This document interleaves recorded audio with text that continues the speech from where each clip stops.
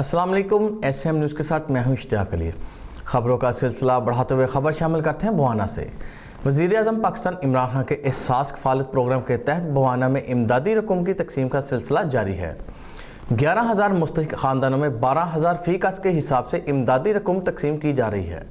बवाना वज़ीर-ए-आज़म पाकिस्तान इमरान खान के एहसास कफ़ालत प्रोग्राम के तहत बवाना में इमदादी रकूम की तकसीम का सिलसिला जारी है। 11,000 मुस्तहिक़ ख़ानदानों में 12,000 फ़ी कस के हिसाब से इमदादी रकम तकसीम की जा रही है। आज ऐसे जो थाना बवाना मोहम्मद अजमल समेजा, तहसील सदर PTI मियां अब्दुर्रऊफ़ पंजरा, इंफॉर्मेशन सेक्रेटरी मियां सनाउल्लाह, तहसील कोआर्डिनेटर शहरयार चदर, सिटी सदर PTI अताउल्लाह कासमी, मलक मोहम्मद इकबाल सदर लेबर विंग और टाइगर फोर्स से विजिट किया। तमाम तर सहूलियात और इंतजामात का जायज़ा लिया। इस हवाले से मोहम्मद अजमल समेजा का कहना है सिक्योरिटी के सख्त तरीन इंतजामात किए गए। कांस्टेबल और लेडीज़ कांस्टेबल की ड्यूटी लगाई गई है। बेहतरीन इंतजामात किए गए। अमन अमान की सूरत हाल कंट्रोल में है और वो मुतमिन है। इनका मजीद कहना है एहसास कफ़ालत सेंटर पर आने वाली ख़वातीन को सहूलत फराहम करने के लिए तहसील इंतज़ामिया की तरफ से तमाम तर वसाइल जो हैं वो बरूए कार लाए जा रहे हैं। कैमरा मैन मोहम्मद आरिफ डक्कू के साथ मोहम्मद अफजल रमाना बवाना।